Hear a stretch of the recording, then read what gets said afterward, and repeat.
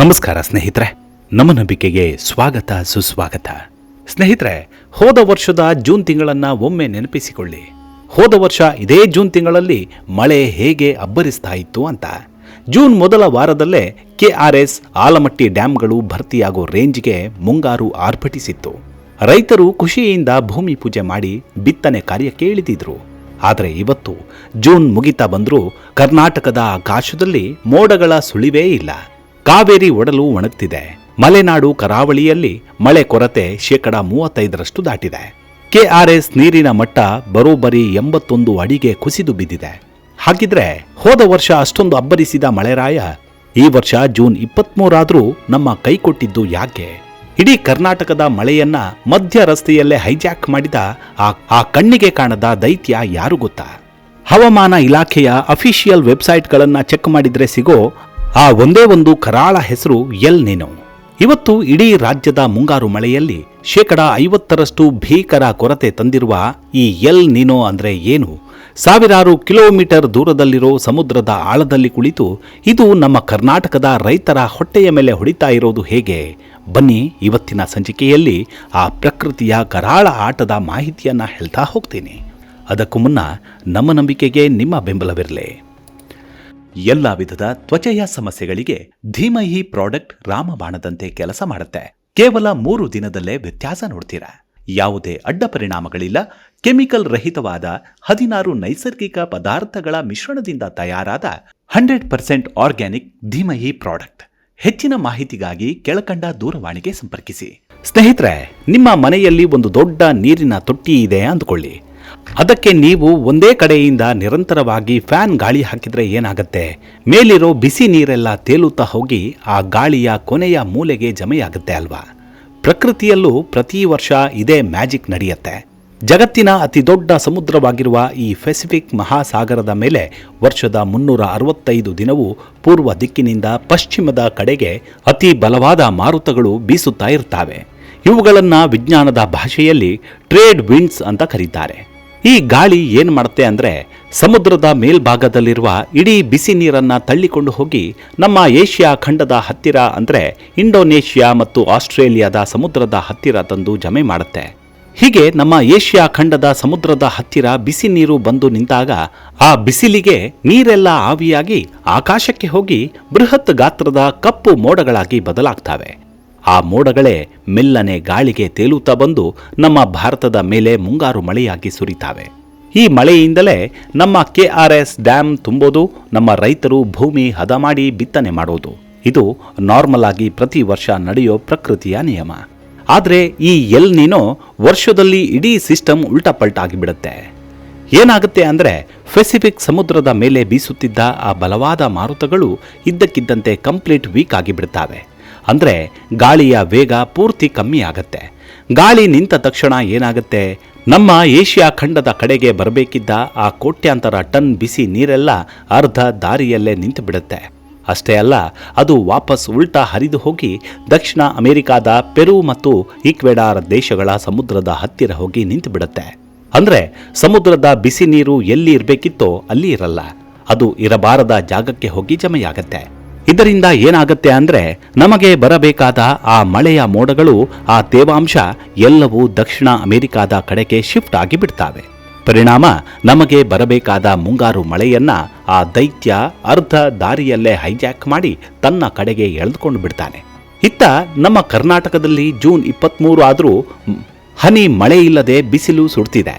ಅತ್ತ ದಕ್ಷಿಣ ಅಮೆರಿಕಾದ ಮರುಭೂಮಿಯಂತಹ ಜಾಗದಲ್ಲಿ ಹಿಂದೆಂದೂ ಕಾಣದ ಮಹಾಪ್ರವಾಹ ಬಂದು ಇಡೀ ದೇಶಗಳೇ ಮುಳುಗಿ ಹೋಗ್ತಿರುತ್ತವೆ. ಪ್ರಕೃತಿಯ ಈ ಬ್ಯಾಲೆನ್ಸ್ ತಪ್ಪೋ ಆಟ ಇದೆಯಲ್ಲ, ಇದನ್ನೇ ವಿಜ್ಞಾನಿಗಳು ಎಲ್ ನಿನೋ ಅಂತ ಕರೆಯೋದು. ಟ್ವಿಸ್ಟ್ ನೋಡಿ, ಈ ಎಲ್ ನಿನೋ ಅನ್ನೋ ಹೆಸರನ್ನ ಇಟ್ಟಿದ್ದು ಜಗತ್ತಿನ ದೊಡ್ಡ ವಿಜ್ಞಾನಿಗಳಲ್ಲ.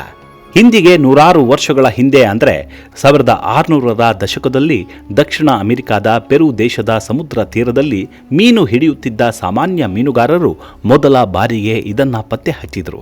ಪ್ರತಿ ಕೆಲವು ವರ್ಷಗಳಿಗೊಮ್ಮೆ ಸರಿಯಾಗಿ ಡಿಸೆಂಬರ್ ತಿಂಗಳ ಕ್ರಿಸ್ಮಸ್ ಹಬ್ಬದ ಸಮಯದಲ್ಲಿ ಸಮುದ್ರದ ನೀರು ಇದ್ದಕ್ಕಿದ್ದಂತೆ ವಿಪರೀತ ಬಿಸಿಯಾಗುವುದನ್ನ ಅವರು ಗಮನಿಸಿದರು. ನೀರು ಬಿಸಿಯಾದ ತಕ್ಷಣ ಮೀನುಗಳೆಲ್ಲ ಸತ್ತು ಹೋಗ್ತಿದ್ವು. ಕ್ರಿಸ್ಮಸ್ ಸಮಯದಲ್ಲಿ ಇದು ಗರಿಷ್ಠ ಮಟ್ಟಕ್ಕೆ ತಲುಪುತ್ತಿದ್ದುದರಿಂದ ಅವರು ಇದಕ್ಕೆ ಸ್ಪ್ಯಾನಿಷ್ ಭಾಷೆಯಲ್ಲಿ ಎಲ್ ನಿನೋ ಅಂತ ಹೆಸರಿಟ್ಟರು. ಎಲ್ ನಿನೋ ಅಂದರೆ ಚಿಕ್ಕ ಹುಡುಗ ಅಥವಾ ಬಾಲ ಯೇಸು ಅಂತ ಅರ್ಥ. ಆದರೆ ಇವತ್ತು ಈ ಹುಡುಗ ಜಸ್ಟ್ ಆಟ ಆಡ್ತಿಲ್ಲ, ಇಡೀ ಜಗತ್ತಿನ ಹವಾಮಾನವನ್ನೇ ನರಕ ಮಾಡ್ತಿದ್ದಾನೆ. ಇನ್ನು ಇತಿಹಾಸದ ಪುಟಗಳನ್ನು ಉಲ್ಟಾ ತಿರುವಿ ನೋಡಿದ್ರೆ ಮತ್ತೊಂದು ಶಾಕಿಂಗ್ ಸತ್ಯ ಕಣ್ಣಿಗೆ ಬೀಳುತ್ತೆ. ಈ ಎಲ್ ನಿನೋ ಅನ್ನೋದು ಇವತ್ತು ನಿನ್ನೆ ಶುರುವಾಗಿದ್ದಲ್ಲ, ಅಥವಾ ಮನುಷ್ಯ ಮಾಡಿದ ಗ್ಲೋಬಲ್ ವಾರ್ಮಿಂಗ್ನಿಂದ ಹುಟ್ಟಿಕೊಂಡಿದ್ದೂ ಅಲ್ಲ.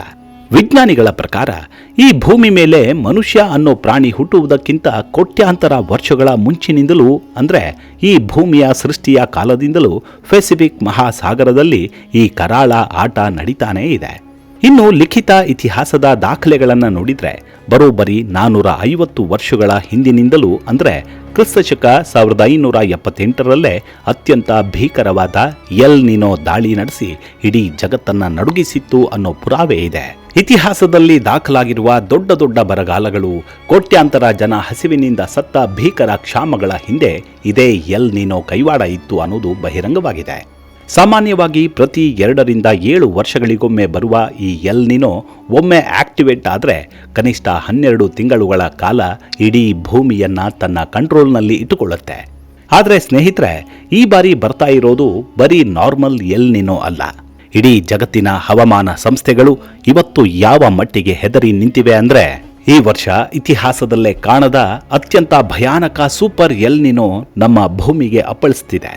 ಸ್ನೇಹಿತರೆ, ಜೂನ್ 11ರಂದು ಅಮೆರಿಕಾದ ಪ್ರಸಿದ್ಧ ಹವಾಮಾನ ಸಂಸ್ಥೆಯಾದ NOAA ಅಫಿಷಿಯಲ್ ಪ್ರೆಸ್ ರಿಲೀಸ್ ಒಂದನ್ನು ಹೊರಡಿಸಿ ಅಧಿಕೃತವಾಗಿ ಎಲ್ ನಿನೋ ಆರಂಭವಾಗಿದೆ ಅಂತ ಘೋಷಣೆ ಮಾಡಿದೆ. ಸಾಮಾನ್ಯ ಎಲ್ ನಿನೋದಲ್ಲಿ ಸಮುದ್ರದ ತಾಪಮಾನ 0.5 ಡಿಗ್ರಿಯಿಂದ 1.5 ಡಿಗ್ರಿ ಹೆಚ್ಚಾಗುತ್ತೆ. ಆದರೆ ಪೆಸಿಫಿಕ್ ಮಹಾಸಾಗರದ ನೀರಿನ ತಾಪಮಾನ ಸಾಮಾನ್ಯಕ್ಕಿಂತ ಬರೋಬ್ಬರಿ 2 ಡಿಗ್ರಿ ಸೆಲ್ಸಿಯಸ್ಗಿಂತಲೂ ಹೆಚ್ಚು ಗಗನಕ್ಕೇರಿದಾಗ ವಿಜ್ಞಾನಿಗಳು ಅದನ್ನು ಸೂಪರ್ ಎಲ್ ನಿನೋ ಅಥವಾ ವೆರಿ ಸ್ಟ್ರಾಂಗ್ ಎಲ್ ನಿನೋ ಅಂತ ಕರೀತಾರೆ. ಇವತ್ತು ನಾಸಾದ ಸೆಂಟಿನೆಲ್-6 ಸ್ಯಾಟಲೈಟ್ ಸಮುದ್ರದ ಆಳವನ್ನು ಸ್ಕ್ಯಾನ್ ಮಾಡಿ ಕಳುಹಿಸಿರುವ ಲೇಟೆಸ್ಟ್ ರಿಪೋರ್ಟ್ ಪ್ರಕಾರ ಪೆಸಿಫಿಕ್ ಸಾಗರದ ಅಡಿಯಲ್ಲಿ ಬೃಹತ್ ಪ್ರಮಾಣದ ಕರಗದ ಬಿಸಿ ನೀರಿನ ದ್ರವ್ಯರಾಶಿ ಅತಿ ವೇಗವಾಗಿ ಮುಟ್ತಿದೆ. ಜೂನ್ ತಿಂಗಳ ಲೇಟೆಸ್ಟ್ ವರದಿಯ ಪ್ರಕಾರ ಸಮುದ್ರದ ತಳಭಾಗದಲ್ಲಿ ಕೆಲವು ಕಡೆ ತಾಪಮಾನ ಸಾಮಾನ್ಯಕ್ಕಿಂತಲೂ 6 ಡಿಗ್ರಿಯಷ್ಟು ಭೀಕರವಾಗಿ ಹೆಚ್ಚಾಗಿದೆ. ವಿಶ್ವ ಹವಾಮಾನ ಸಂಸ್ಥೆ ಮತ್ತು NOAA ವಿಜ್ಞಾನಿಗಳ ಲೆಕ್ಕಾಚಾರದ ಪ್ರಕಾರ ಈ ಬಾರಿ ಇದು ಸೂಪರ್ ಎಲ್ ನಿನೋ ಆಗಿ ಬದಲಾಗೋಕೆ ಬರೋಬ್ಬರಿ 63% ಸಾಧ್ಯತೆ ಇದೆ ಅಂತ ಹೇಳ್ತಿದ್ದಾರೆ. ಇತಿಹಾಸದಲ್ಲಿ ಇಂತಹದೇ ಸೂಪರ್ ಎಲ್ ನಿನೋ 1982, 1997 ಮತ್ತು ಕೊನೆಯ ಬಾರಿ ಅಂದರೆ 2015-16ರಲ್ಲಿ ಬಂದಿತ್ತು. ಆದರೆ ಈ ಬಾರಿಯ 2026ರ ಸೂಪರ್ ಎಲ್ ನಿನೋ ಹಿಂದಿನ ಎಲ್ಲ ದಾಖಲೆಗಳನ್ನು ಧೂಳೀಪಟ ಮಾಡೋ ಮುನ್ಸೂಚನೆ ಕೊಡ್ತಿದೆ. ಯಾಕಂದ್ರೆ ಇವತ್ತು ಮನುಷ್ಯ ಮಾಡಿರೋ ಮಾಲಿನ್ಯದಿಂದ ಆಲ್ರೆಡಿ ಭೂಮಿ ಬಿಸಿಯಾಗಿದೆ. ಇದರ ಜೊತೆಗೆ ಈ ಸೂಪರ್ ಎಲ್ ನಿನೋ ಕೂಡ ಸೇರಿದ್ರೆ ಇಡೀ ಜಗತ್ತು ಹಿಂದೆಂದೂ ಕಾಣದ ಮಹಾ ತಲ್ಲಣವನ್ನೇ ನೋಡಬೇಕಾಗತ್ತೆ. ಕೆಲವು ಹವಾಮಾನ ಮಾಡೆಲ್ಗಳ ಪ್ರಕಾರ ಈ ಬಾರಿ ಸಮುದ್ರದ ಉಷ್ಣಾಂಶದ ಇಂಡೆಕ್ಸ್ 3 ಡಿಗ್ರಿ ದಾಟಬಹುದು. ಇತಿಹಾಸದಲ್ಲಿ ಹೀಗಾಗಿದ್ದು ಕೇವಲ ಒಂದೇ ಒಂದು ಬಾರಿ, ಅದು ಬರೋಬ್ಬರಿ 150 ವರ್ಷಗಳ ಹಿಂದೆ, ಅಂದರೆ 1877-78ರ ಆ ಕರಾಳ ವರ್ಷದಲ್ಲಿ. ಅಂದು ಇತಿಹಾಸದ ಅತ್ಯಂತ ಭೀಕರ ಸೂಪರ್ ಎಲ್ ನಿನೋ ಬಂದಾಗ ಭಾರತ ಸೇರಿದಂತೆ ಜಗತ್ತಿನಾದ್ಯಂತ ಬೆಳೆಗಳೆಲ್ಲ ಒಣಗಿ ಹೋಗಿ ಬರೋಬ್ಬರಿ 5 ಕೋಟಿಗೂ ಹೆಚ್ಚು ಜನ ಹಸಿವಿನಿಂದ ಮತ್ತು ಭೀಕರ ಕ್ಷಾಮದಿಂದ ಪ್ರಾಣ ಬಿಟ್ಟಿದ್ರು. ಈ ಬಾರಿಯೂ ಇದು ಅಷ್ಟೇ ದೈತ್ಯ ರೂಪ ಪಡೆದುಕೊಂಡು 2026ರ ಕೊನೆಯಿಂದ ಹಿಡಿದು 2027ರ ಆರಂಭದವರೆಗೂ ಇಡೀ ಭೂಮಿಯನ್ನ ತನ್ನ ಕಂಟ್ರೋಲ್ನಲ್ಲಿ ಇಟ್ಟುಕೊಳ್ಳಲಿದೆ ಅಂತ Down To Earth global climate report ಎಚ್ಚರಿಸಿದೆ. ನಮ್ಮ ಕರ್ನಾಟಕದಲ್ಲಿ ಇವತ್ತು ಜೂನ್ 23 ಆದರೂ ಮಳೆ ಬಾರದೆ ಇರುವುದಕ್ಕೆ, ಕಾವೇರಿ ನದಿಯ ಒಡಲು ಒಣಗ್ತಾ ಇರುವುದಕ್ಕೆ ಈ ಸೂಪರ್ ಎಲ್ ನಿನೋದ ಆರಂಭಿಕ ಕರಾಳ ಮುಖವೇ ಅಸಲಿ ಕಾರಣ. ಸ್ನೇಹಿತರೆ, ಕೇಂದ್ರ ಕೃಷಿ ಸಚಿವಾಲಯ ಇತ್ತೀಚೆಗಷ್ಟೇ ಹೈ ಲೆವೆಲ್ ಮೀಟಿಂಗ್ ನಡೆಸಿ ಒಂದು ಅಫಿಷಿಯಲ್ ವಾರ್ನಿಂಗ್ ಕೊಟ್ಟಿದೆ. ಈ ಸೂಪರ್ ಎಲ್ ನಿನೋ ಪ್ರಭಾವ ಜಗತ್ತಿನಲ್ಲೇ ಅತಿ ಹೆಚ್ಚಾಗಿ ಬೀಳುವುದು ಭಾರತದ 12 ರಾಜ್ಯಗಳ ಮೇಲೆ. ಅದರಲ್ಲೂ ನಮ್ಮ ಕರ್ನಾಟಕವೇ ಈ ಲಿಸ್ಟ್ನಲ್ಲಿ ಅತಿ ಮೊದಲ ಸ್ಥಾನದಲ್ಲಿದೆ. ಜುಲೈ ಮತ್ತು ಆಗಸ್ಟ್ ಅಂದರೆ ಕೃಷಿಗೆ ಅತಿ ಮುಖ್ಯವಾದ ತಿಂಗಳುಗಳು.